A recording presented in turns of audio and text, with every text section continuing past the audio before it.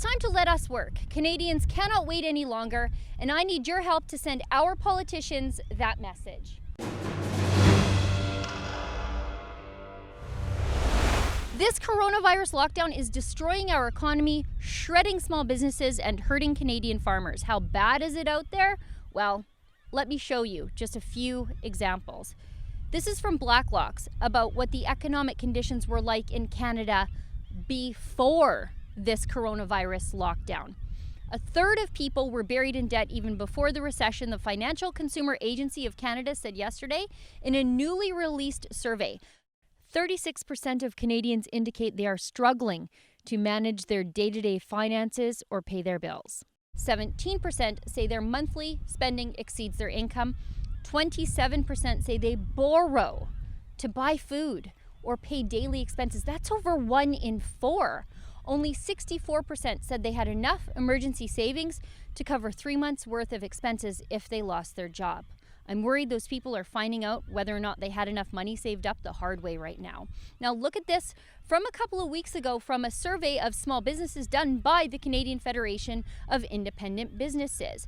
58% of small businesses will not be able to pay May rent in full without further assistance, and that's up from 25% in April. Now staying with the CFIB for just a second. From the end of March, so we're already a month away from this data, 44% of over 1,000 businesses polled in Alberta are still in full operation. 61% reported a significant decrease in sales, and 1/3 of businesses may just close altogether. Now this is from May 4th, this next information, so it's pretty up to date. 7.3 million Canadians have received the Canadian Emergency Relief Benefit, while 1.7 million workers have received money from the wage subsidy, as more than 96,000 businesses applied for it. That's more than 9 million Canadians who are on some form of emergency government assistance right now. That is horrific. And the food supply is in jeopardy. Look at this from the Financial Post. The beef industry went into crisis with a significant backlog. Now, that was caused by the COVID-19 virus tearing through the temporary foreign workers who were not social distancing outside of work in 7 meatpacking plants, as Kean Bexty already reported. Now, this means farmers are forced to keep thousands of cows longer on feedlots, increasing costs.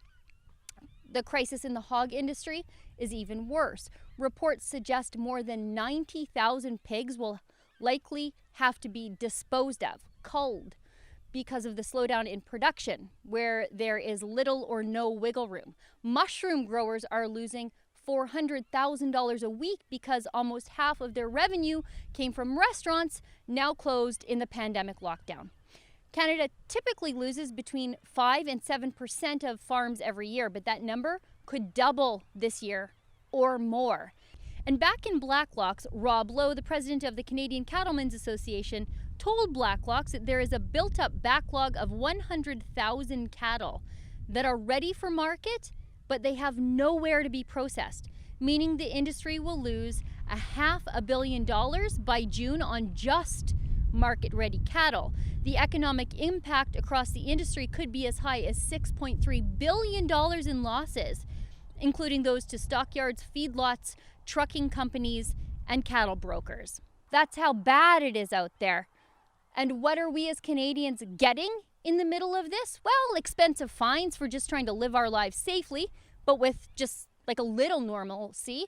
The Prime Minister has defended the $5.8 million in coronavirus social distancing violations fines dished out to Canadians. And the carbon tax was raised by 50% April 1st, just as the economic catastrophe of these government-imposed shutdowns was starting to take hold, hammering truckers and farmers who have been working hard to keep the supplies on our store shelves, not to mention picking the already empty pockets of Canadian families who are left unemployed by the shutdown. In fact, the carbon tax and its economic impact on Canadian families is so bad, the Liberals are refusing to tell us just how bad it is, saying that the information is, quote, top secret. And Trudeau, well, he's giving our money to the crooks at the World Health Organization who got us in this mess in the first place with their bad advice. Here's the unqualified head of the World Health Organization thanking Justin Trudeau for giving his crooked Chinese-centric organization 551 million euros of your money. There's only one way out of this mess. We have to get Canadians back to work now. We have got to save the businesses that we can. And we got to get people away from the idea that government is the savior in this mess, instead of the harsh reality that government is the problem in this mess.